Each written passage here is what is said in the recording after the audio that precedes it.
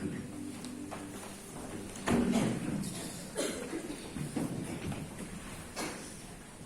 selamat pagi para mahasiswa yang dicintai oleh Tuhan dan dicintai oleh pasangannya dan dicintai oleh setiap orang yang terlibat di dalam setiap pendidikan di sini. Selamat pagi juga untuk pengurus staf yang ada di sini, seluruh anggota yayasan yang hadir di sini. Kita bersyukur kita dipertemukan dalam suasana yang penuh dengan sukacita. Saya akan mengajak kita untuk merenungkan bagian dari firman Tuhan yang akan menjadi pembukaan, yang menjadi dasar dari pembukaan perkuliahan kita pada semester ini. Mari kita buka Alkitab kita dari Injil Matius pasal yang ke-14 ayat 22 sampai 31. Semuanya pasti pernah dengar dan bahkan mungkin hafal cerita ini, yaitu Petrus berjalan di atas air. Ya. Nanti natsnya memang ini yang mendasari, tetapi nats firman Tuhan nanti akan saya bacakan seperti yang ada di tema kita, yaitu dari 1 Korintus 14 ayat 1. Mari kita bersama-sama membaca. Saya undang kita semua untuk terlibat dalam pembacaan firman Tuhan ini dari Matius 14 ayat 22 sampai 31, ayat yang genap. Biarlah ladies first, ya. Perempuan dulu yang baca. Ayat yang gasal, saya nggak suka dengan kata ganjil, ya. Ayat yang gasal itu laki-laki yang membaca. Ya, silakan perempuan dulu yang membaca. 1, 2, 3. Sesudah itu Yesus segera memerintahkan murid-muridnya naik ke perahu dan menemuinya seseberang. Sementara itu ia menyuruh orang banyak pulang. Dan setelah orang banyak itu disuruhnya pulang, Yesus naik ke atas bukit untuk berdoa seorang diri. Ketika hari sudah malam, ia sendirian di situ. Perahu murid-muridnya sudah beberapa mil jauhnya dari pantai dan diomong-ambingkan gelombang karena angin sakal. Kira-kira jam 3 malam datanglah Yesus kepada mereka berjalan di atas air. Ketika murid-muridnya melihat dia berjalan di atas air, mereka terkejut dan berseru, "Itu hantu!" Lalu berteriak-teriak karena takut. Tetapi setelah Yesus berkata kepada mereka, "Tenanglah, aku ini, jangan takut." Lalu Petrus berseru dan menjawab dia, "Tuhan, apabila Engkau itu, suruhlah aku datang kepadamu berjalan di atas air." Kata Yesus, "Datanglah." Maka Petrus turun dari perahu dan berjalan di atas air mendapatkan Yesus. Tetapi ketika dirasanya ditiupan angin, takutlah ia dan mulai tenggelam lalu berteriak, "Tuhan, tolonglah aku." Segera Yesus mengulurkan tangannya, memegang dia dan berkata, "Hai orang yang kurang percaya, mengapa engkau bimbang?" Lalu mereka Cukup sampai 31. Jangan buka aja. Ayat sekarang kita buka 1 Korintus 14 ayat 1.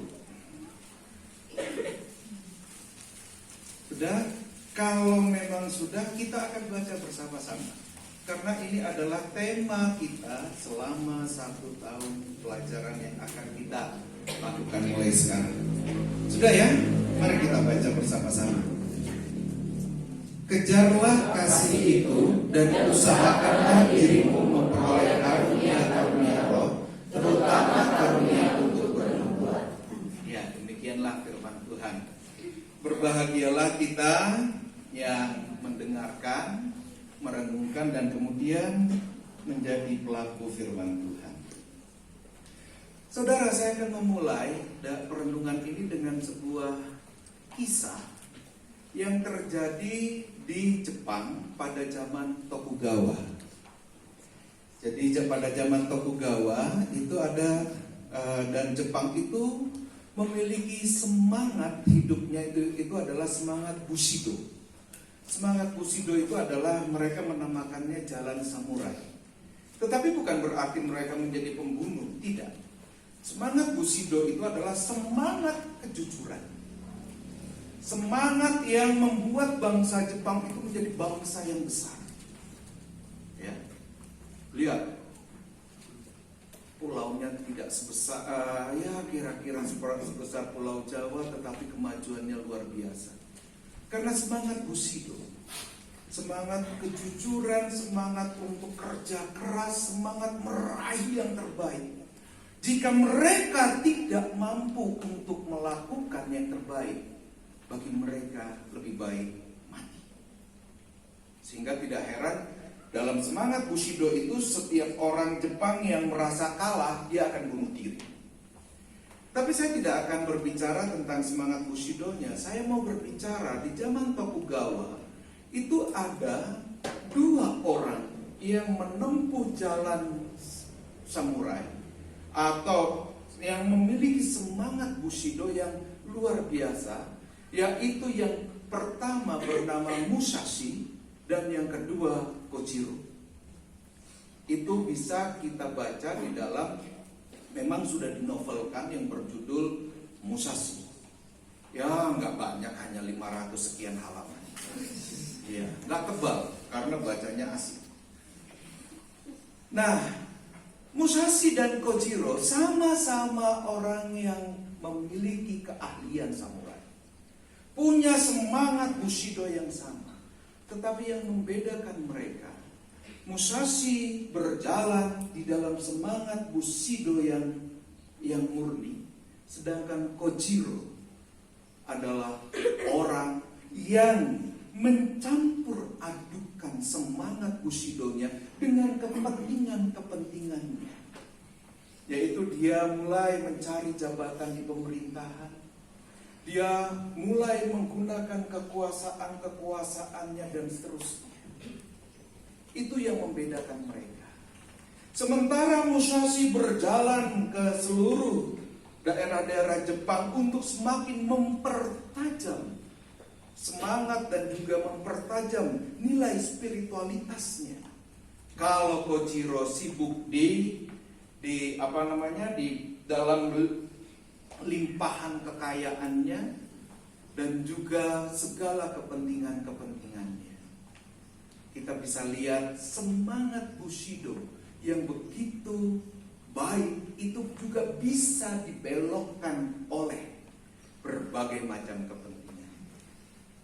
Contohnya Kojiro. Ini memang novel, tapi ini adalah novel yang didasarkan atas true story, kisah nyata. Bagus sekali novel ini, ya. Nah, di akhir dari novel itu biasa mereka harus berhadapan. Terjadi pertempuran antara keduanya dan kita tahu pada akhirnya Musashi yang menang, meskipun dia harus bertempur dengan Kojiro bukan 1-2 hari tapi berhari-hari. Ya. Pertanyaannya, kenapa Musashi bisa menang? Kenapa Kojiro kalah? Padahal keduanya punya semangat yang sama, keduanya punya keahlian yang sama, keduanya punya segala hal yang kalau dilihat dari keahlian pedangnya itu sama. Tapi kenapa Musashi bisa menang? Jawabannya hanya satu. Musashi fokus. Kojiro hanya sekadar konsentrasi.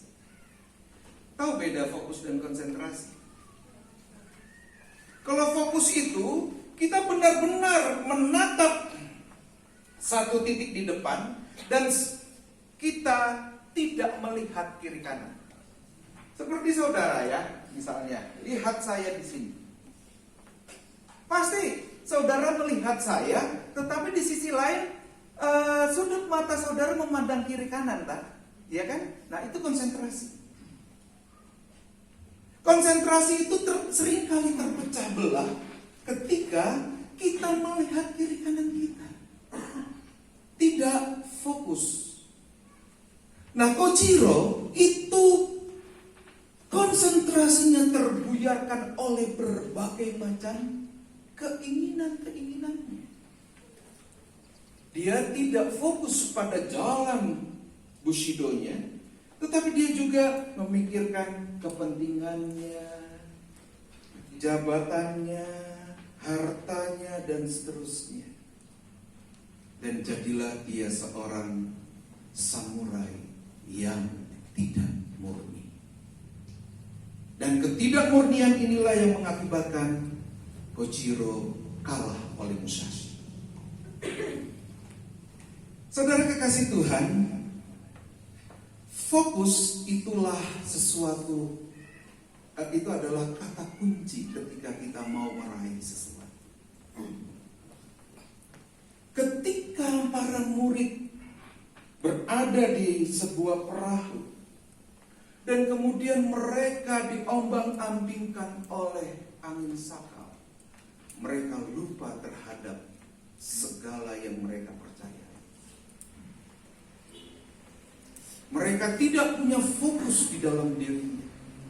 Yang seharusnya mereka sangat harus meyakini bahwa Tuhan beserta, tetapi bagi mereka ini adalah sesuatu yang menakutkan, apalagi ketika harus berurusan dengan nyawa.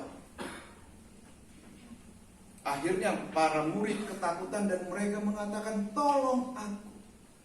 Kita mungkin menertawakan iman para murid itu, tapi sebetulnya itulah yang seringkali terjadi dalam diri kita. Ketika berbagai macam pergumulan datang, berbagai macam kepentingan datang, masihkah kita fokus kepada Tuhan?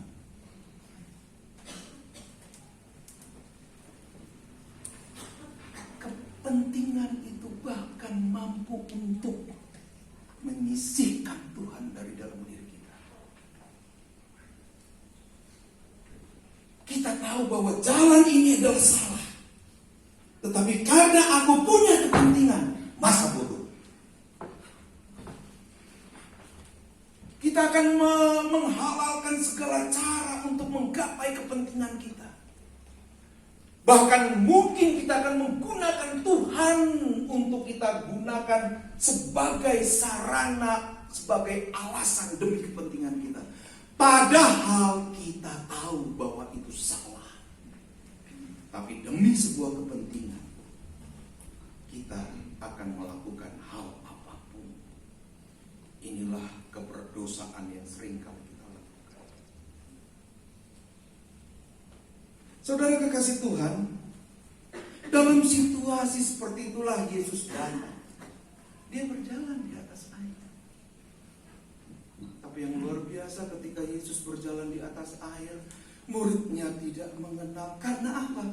Karena mereka sudah sudut pandang mereka itu sudah tidak lagi tertuju pada Yesus. Makanya ketika Yesus datang, mereka nggak mengenal. Mereka mengatakan hantu. Betapa luar biasanya ya keberadaan Tuhan bahkan disamakan dengan hantu. Sesuatu yang menakutkan. Tapi itulah yang terjadi ketika kita tidak fokus. Ketika kita lebih mengutamakan kepentingan kita, Tuhan pun tidak berharga sama sekali. Jangan katakan kami orang teologi pasti mengutamakan Tuhan. Belum tentu. Seberapa banyak di antara kita yang masih suka menyontek? Kita tahu itu salah kan? Kenapa kita lakukan? Seberapa banyak di antara kita yang masih suka lompat pagar? Halo? Haleluya. Kok ada yang jawab haleluya? Kita tahu itu salah. Seberapa banyak di antara kita yang masih suka berbohong? Dan kita tahu itu salah. Ya kan? Itukah kecintaan kita kepada Tuhan? Seberapa banyak yang dengan sengaja, dengan sadar kita melanggar setiap aturan, padahal kita tahu itu adalah salah. Orang barat mengatakan shame on you. Memalukan.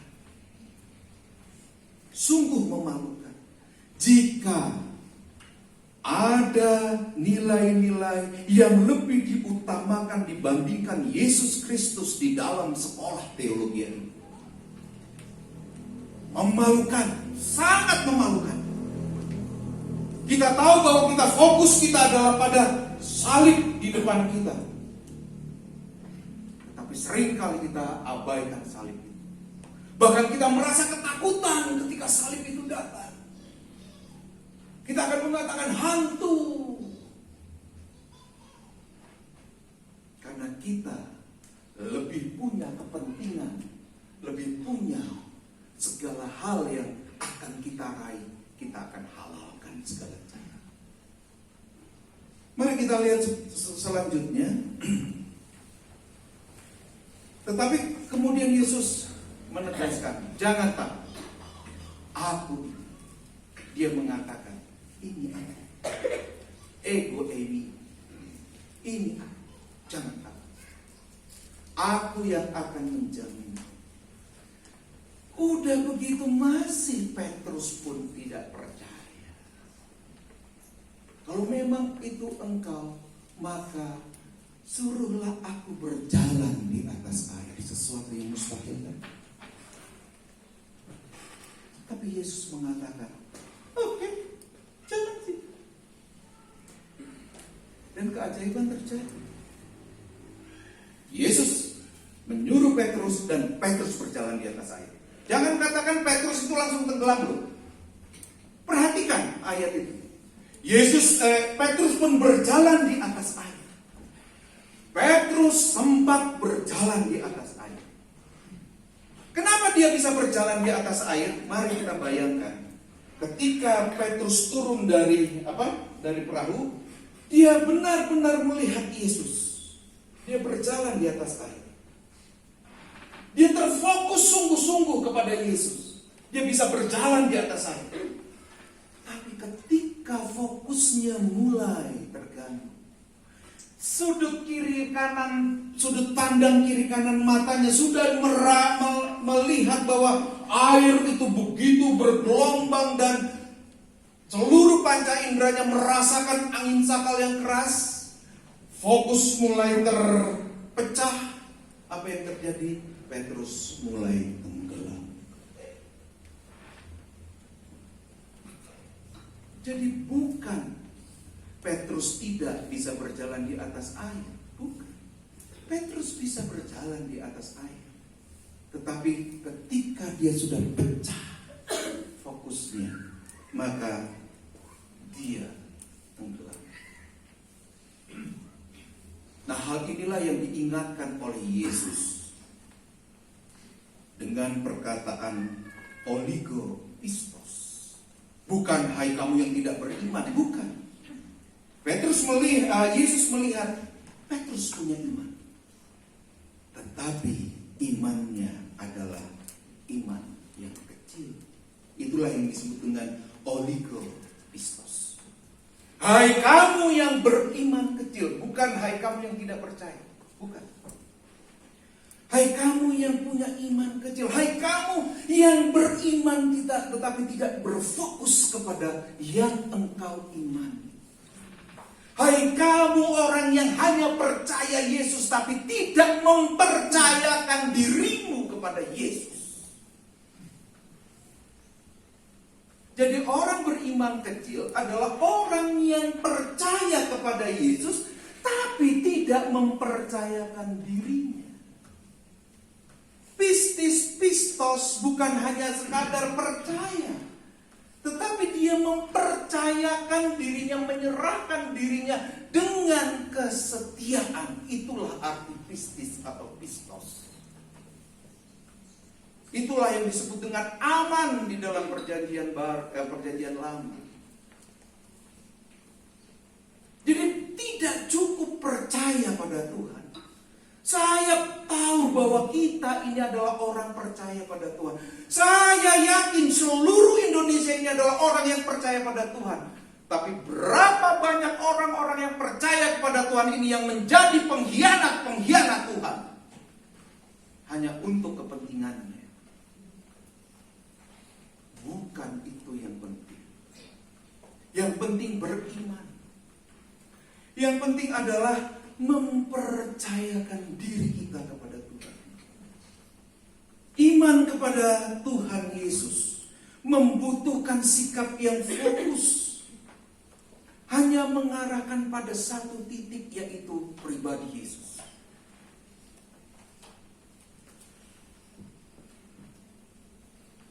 Karena itu kita perlu untuk mengupayakan itu. Cara mengupayakan supaya kita terfokus pada Yesus adalah seperti yang dikatakan di 1 Korintus 14 ayat 1. Kejarlah kasih dan usahakanlah dirimu memperoleh karunia-karunia roh. Saya akan sedikit mengupas perkataan-perkataan yang ada di 1 Korintus 14 ayat 1. Sebetulnya bukan hanya kejarlah kasih, bukan. Tapi sediakan dirimu untuk sungguh-sungguh mengejar. Jadi enggak setengah-setengah. Jadi benar-benar mengejar, benar-benar, dan kemudian bukan sekadar usahakanlah, tapi tumbuhkanlah hasrat di dalam dirimu, desire. Tumbuhkan hasrat di dalam dirimu untuk meraih. Jadi apa ya? 1 Korintus 14 ayat 1 ini dalam sekali artinya. Jadi Paulus meminta kalau engkau mau berfokus pada Tuhan, jangan setengah-setengah, tapi benar-benar dirimu itu engkau pacu sedemikian rupa. Engkau buat sedemikian rupa sehingga bukan hanya keinginan, tapi engkau sudah punya hasrat. Hasrat yang sangat dalam, hasrat yang sungguh-sungguh untuk meraih. Dan di dalam mencoba meraih itu, maka sebetulnya hal ini sangat berkaitan dengan apa yang dikatakan oleh Tuhan Yesus di dalam Markus 12 ayat 30. Coba tolong saya minta Sarwo Edi untuk membacanya, agak keras ya. Markus 12 ayat 30.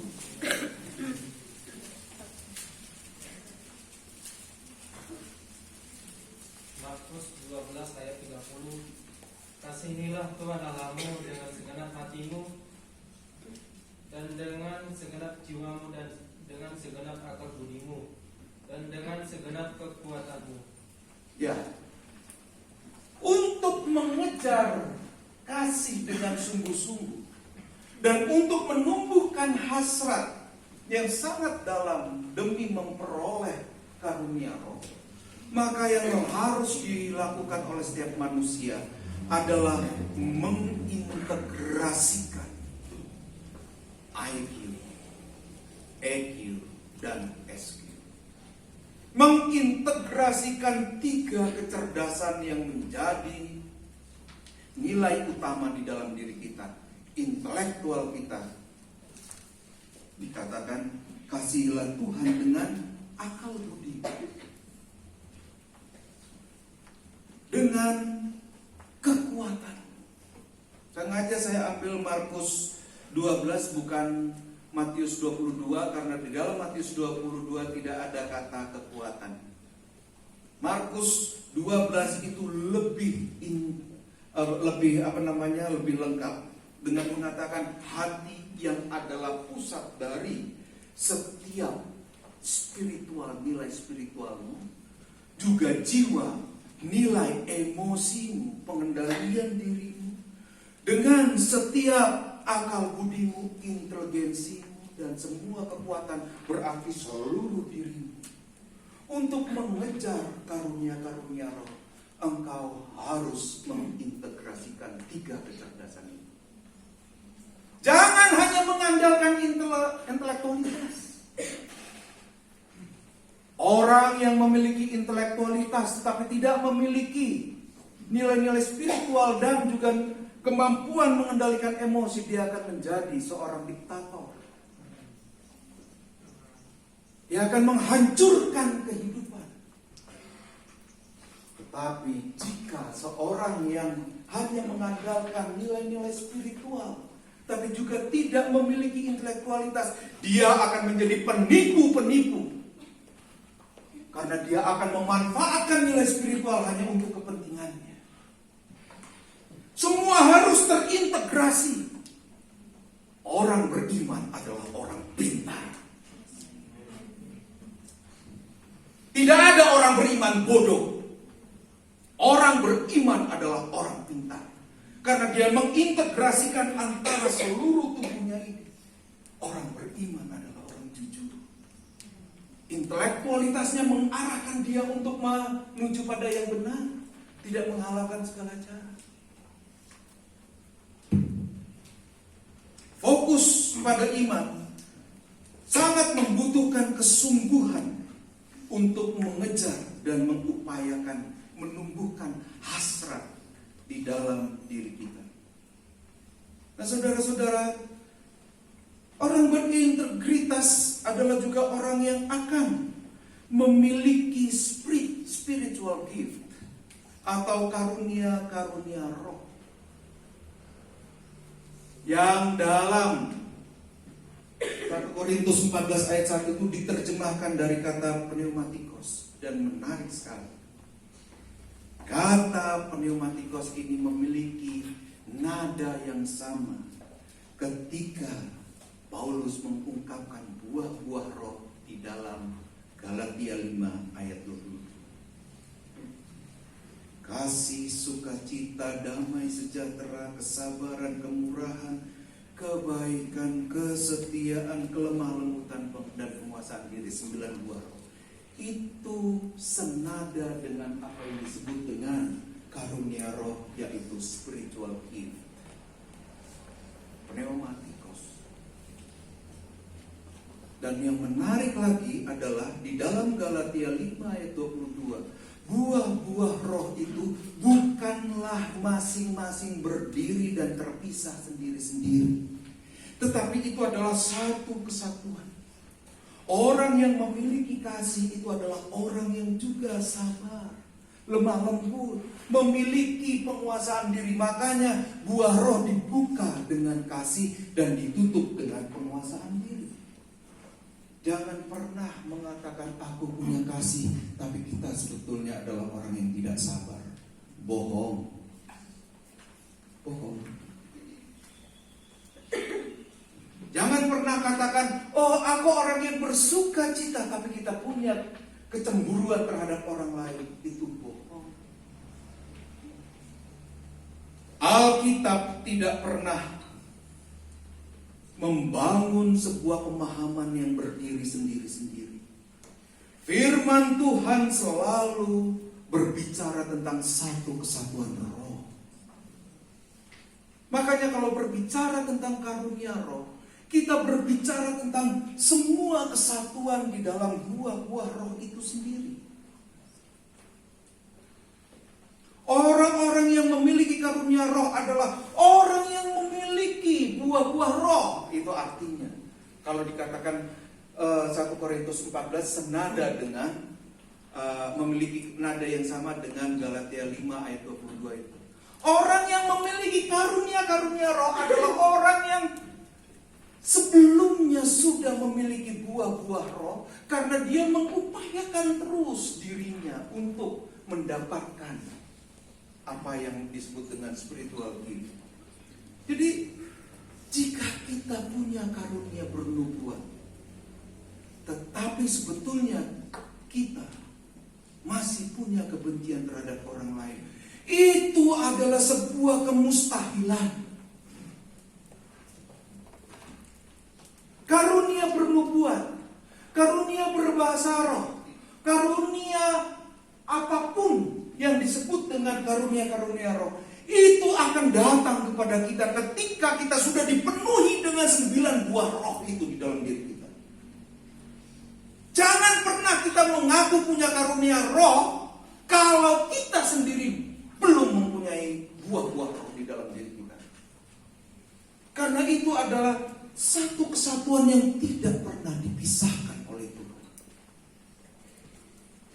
Tuhan mengatakan, aku akan memperlengkapi engkau dengan ini. Segala hal yang menjadi karunia-karunia roh. Tetapi sesungguhnya engkau harus terlebih dahulu dikuasai oleh buah-buah roh. Mana mungkin orang jahat bernubuat? Kan tidak mungkin kan? Mana mungkin orang bisa mengatakan, aku mendengarkan suara Tuhan, tapi di sisi lain dia masih punya musuh. Janganlah kita merendahkan firman Tuhan sedemikian rupa hanya untuk kepentingan kita. Kalau memang kita mau kudus, kuduslah dengan sesungguh-sungguhnya. Jangan kita campur-campurkan segala hal yang berkaitan dengan keinginan kita dengan nilai. Kita harus pintar.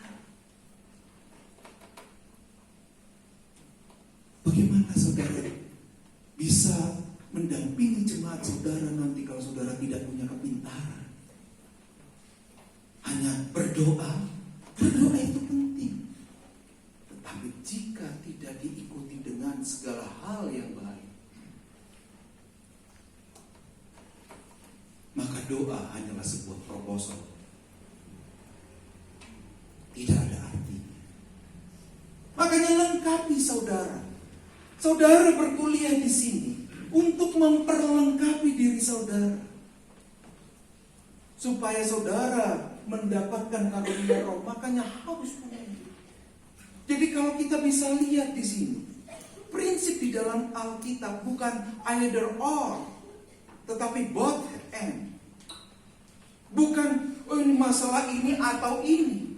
Bukan masalah jasmani atau rohani, bukan. Tetapi keduanya integritas. Saya mengakui saya adalah manusia yang bukan terdiri dari tubuh dan jiwa. Tapi saya adalah jiwa yang bertubuh atau tubuh yang berjiwa. Itulah saya. Karena apa? Jiwa saya bersatu dengan tubuh saya.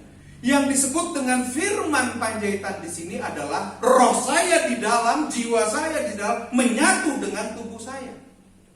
Gak ada tubuh saya lagi berkhotbah kemudian jiwa roh saya lagi jalan-jalan cari kopi di sana. Tidak ada. Kita adalah satu kesatuan. Makanya Tuhan selalu mengatakan, jangan pernah biarkan lakumu berbeda dengan lisan. Lakumu, tindakanmu harus sesuai dengan perkataan. Saya pernah memposting di Facebook, jika memang lakumu tidak sesuai dengan lisanmu, maka heninglah. Maksud saya, mbok diem begitu. Jangan banyak ngomong. Belajarlah merangkak yang disesuaikan dengan irama bibir. Maksudnya kita harus belajar lagi. Seperti seorang bayi yang belajar berjalan, yang kemudian diiringi dengan lagu-lagu tintang tingtung tintang gitu. Kita harus belajar itu supaya apa? Bibir kita itu selaras dengan tindakan kita. IQ kita selaras dengan SQ dan EQ kita. Integritas itu yang paling penting. Dan kalau sekolah ini disebut sebagai sekolah yang mengutamakan karakter, bukan hanya sekadar karakter yang terdiri dari satu bagian, tapi karakter di sini adalah integrasi dari semua kemampuan-kemampuan yang ada di dalam diri. IP-mu bagus, tapi engkau berbohong. Nol. Bukan, kalau ini 3 ya. Nol. IP-mu luar biasa, tapi kamu sendiri tidak punya hal-hal yang bisa dibanggakan. Ini adalah tempat kita membina diri untuk bisa mengintegrasikan antara setiap kata-kata kita dengan setiap tindakan-tindakan kita. Di sini bukan tempat orang munafik. Amin. Di sini adalah tempat orang yang berintegritas. Jika ada orang munafik yang masih terus hidup dan menghidupkan kemunafikannya, bertobatlah. Sudah saatnya bertobat. Jangan jadikan firman Tuhan hanya untuk kepentingan-kepentingan dan mengejar keuntungan-keuntungan diri sendiri. Karena itu, ketika kita membangun atau mengupayakan supaya kita mengejar kasih dan memiliki hasrat ini, saya sangat setuju dengan Karl Barth. Karl Barth di dalam deklarasi Barmen itu mengungkapkan bahwa di dalam kita mengupayakan diri untuk mengenal Tuhan, mengenal sesama, mengintegrasikan atau disebut dengan berteologi, maka hal yang pertama harus kita lakukan adalah lakukan itu dengan kegembiraan, dengan kesukacitaan. Jangan ada keterpaksaan, lakukan itu. Dan biarkan, menurut Karl Barth, dengan kegembiraan kita membiarkan Tuhan yang membimbing kita. Tuhan yang akan menuntun kita. Dan kalaupun di tengah-tengah kegembiraan kamu memperoleh luka karena mungkin orang tidak suka padamu, abaikan luka itu, karena engkau adalah hamba dan engkau menghamba kepada Tuhanmu Yesus Kristus. Abaikan setiap luka dan sakit sama seperti yang dialami oleh Yesus. Engkau akan mengalami rasa sakit, tetapi jangan pikirkan bahwa rasa sakit itu akan menghentikanmu meraih Yesus. Bergembiralah terus untuk mengejar dan mengupayakan karunia roh di dalam Yesus Kristus. Itulah Karl Barth. Dia mengatakan, makanya setiap perjalanan kita, fokuslah di depan kita itu pada salib. Salib itu kan adalah simbol dari vertikal dan horizontal.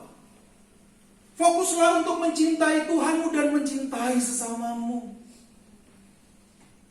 Kalaupun engkau disakiti oleh sesamamu, jangan hentikan cintamu terhadap sesamamu. Kebaikanmu itu bukanlah kebaikan yang pura-pura. Aku baik karena Tuhan Yesus baik kepadaku. Jika ada orang jahat kepadaku, aku tetap baik karena Tuhan Yesus baik bagiku. Itu yang harus kita terus lakukan. Jangan berhenti. Jangan berhenti oleh berbagai macam halangan. Saya tahu saudara selama membentuk diri di sini akan mendapatkan banyak halangan, akan mendapatkan banyak godaan. Godaan mungkin laki-laki, godaan untuk merokok, godaan untuk lompat pagar, godaan yang lain-lain yang perempuan mungkin godaan untuk ngerumpi, godaan untuk membenci yang lain. Jangan pernah sudut pandang mata kita itu ke kiri kanan. Fokus. Mungkin kita kalau tidak mengikuti mereka dikatakan, wah kamu orang yang begini-begini, kamu gak jantan. Biarkan. Fokus kita adalah pada Tuhan, bukan pada pemenuhan keinginan teman-teman kita di sebelah kiri kanan kita. Jangan korbankan dirimu hanya untuk kepentingan-kepentingan yang tidak ada gunanya dan sepele seperti itu. Oleh sebab itu saudara, sebagai sebuah langkah untuk supaya kita terus fokus kepada Tuhan, maka perlu kita untuk membangun sebuah pola cara berpikir yang benar. Jika kita mau melakukan sesuatu, saya teringat oleh ungkapan orang bijaksana yang luar biasa yang pernah hidup, yaitu Socrates.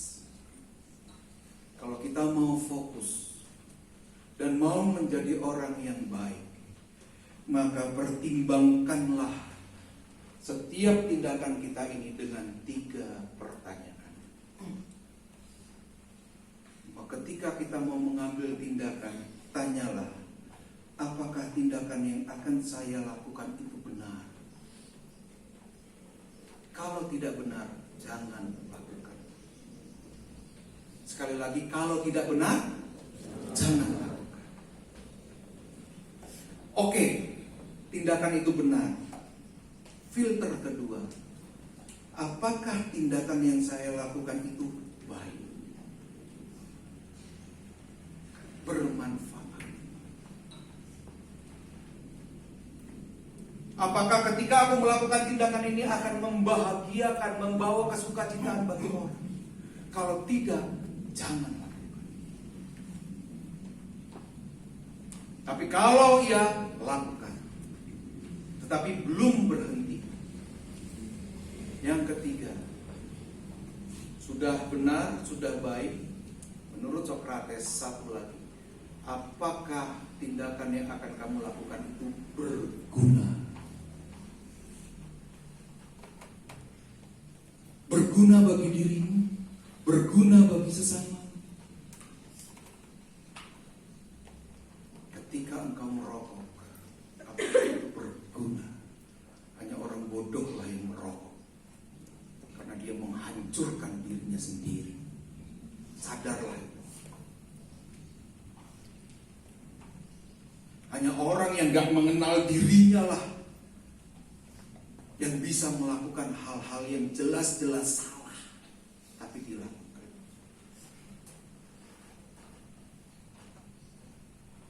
Karena itu saudara-saudara, seperti yang dikatakan Bart, lakukan semua itu dengan tanpa tekanan. Lakukan dengan kegembiraan. Dan biarkanlah Tuhan yang menjadi pokok utamamu. Selama engkau di sini, jadikan Tuhan sebagai pokok utama. Di sini kita bersuka cita bersama. Di sini kita menggali ilmu teologi bersama. Kita bersama-sama bersemangat.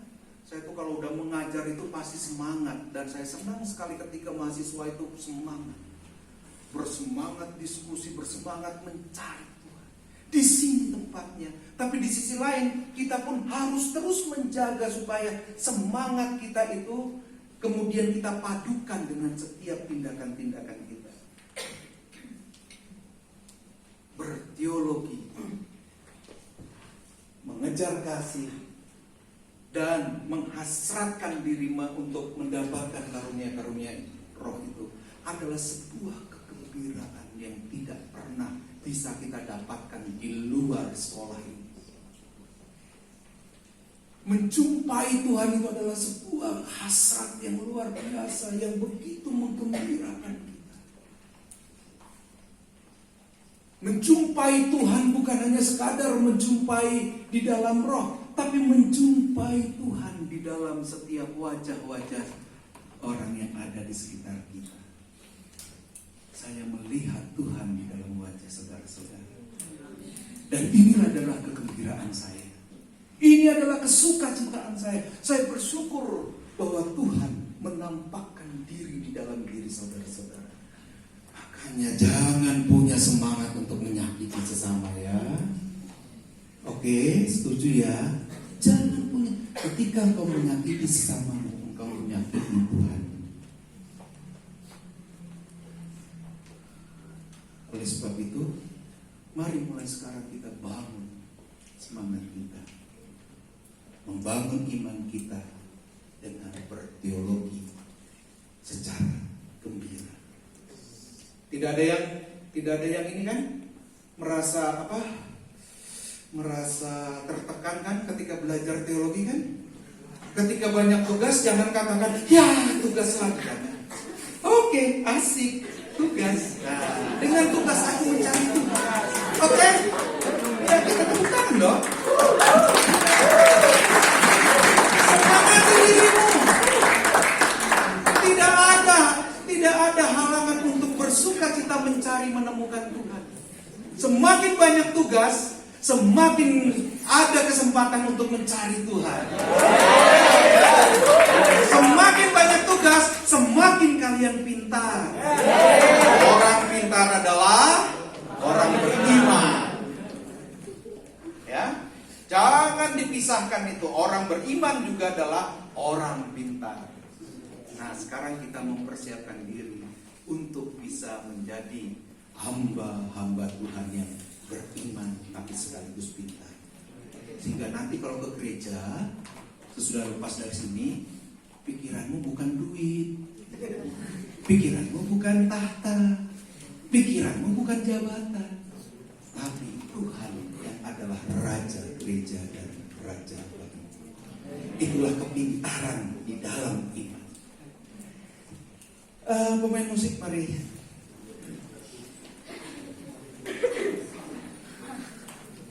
Mulai sekarang harus ada semangat mengejar kasih dengan sungguh-sungguh dan menumbuhkan hasrat untuk memiliki karunia.